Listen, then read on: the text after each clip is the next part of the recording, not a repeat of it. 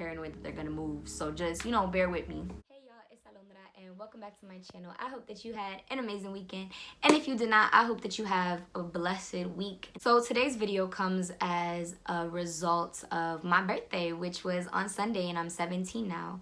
I wrote this particular poem in October, and I actually recorded a video of me reading this poem in early November, but I never posted it for like a couple different reasons.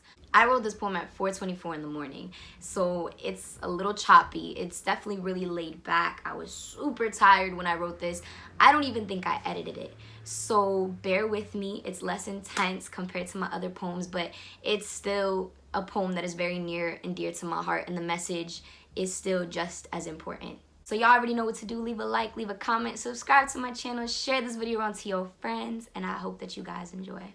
I don't know what it means to be 16. I feel like there must be a set formula to these kinds of things, but in all honesty, I think we all feel and live 16 a little differently. Truth be told, adults never follow the same vague formula they lay out for us and tell us this is how it's done, this is how you live this out.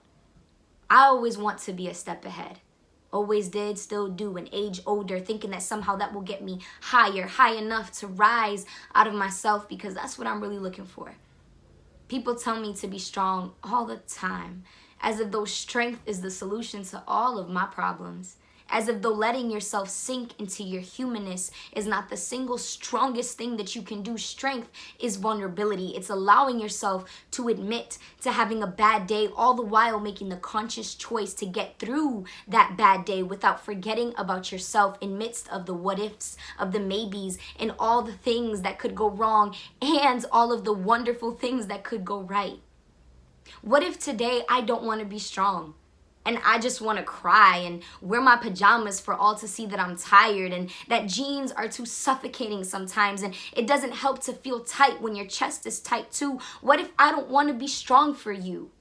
Any of you, or for myself? What if fake strength is not the answer this time around? The next few things I'm going to spell out for you are the moments I truly feel my age. I truly feel my youth lighting up like a lantern inside of me. And these moments are the fuel that keep it faintly burning. Sitting on porch steps under a night sky with my cousins, reminiscing about childhood memories that have seemed to slip out of our fingertips. And most of our conversations now are mostly silent. There's a fear in the void. A sadness unspoken, and it sits on the bottom of our stomachs, and we wave goodbye and jokingly say how we will see each other again next year, because ever since my grandmother died, it's like I never see them anymore. And speaking of my grandmother, that was another one. The moments I would sit in front of her and write my heart away, wiping away tears with my sweater that I know she couldn't genuinely perceive because her brain was melting away, but I felt safe being in front of the master of words, the finest of poets, who has seen and done more than anyone could imagine, and her presence alone was enough to bring me back again to a stop. And then there was talking to an old friend, watching them on the phone, watching them watch me with full attentiveness and caution, eagerly, and in a world full of loud noises, their quiet voice was the only one I wanted to hear.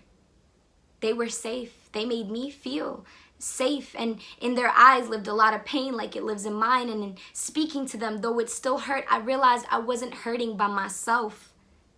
They were never ones to sugarcoat, and I wasn't either. I could talk my talk and be raw, no filter, like I really am on the inside. No expectations to be or to speak a certain way for anybody, because being me was enough for them, and them being themselves was enough for me. Walking on the beach and skipping rocks on the water and seeing how far I could go into the ocean before it gets too deep, testing every boundary. Driving the jet ski, going faster and faster, and ignoring my father's whistles when he tells me to slow down. Laughing as I crash into the waves and stick out my tongue, carefree and letting the winds cool my face. Sitting on the balcony by myself, writing poetry through the night, listening to music in the dark. The stars become my mini sunshine scattered across the horizon, smiling at me from above. I'm a little scared. Scared because I don't know if I'm ready for 17, let alone 18. And adults always tell you this is the easy part, but if I die tomorrow, this will be the hardest thing I've ever done. These will be the hardest moments I've ever endured. Never downplay the burdens of another because you think it isn't bad enough.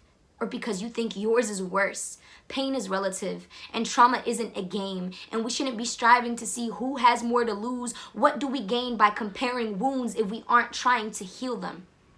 I just want to be whoever I am in the moment, fully true to myself, the young woman God created me to be, not what I think He expects. He only expects me to be me, not what other people expect, but what He has created for me to be.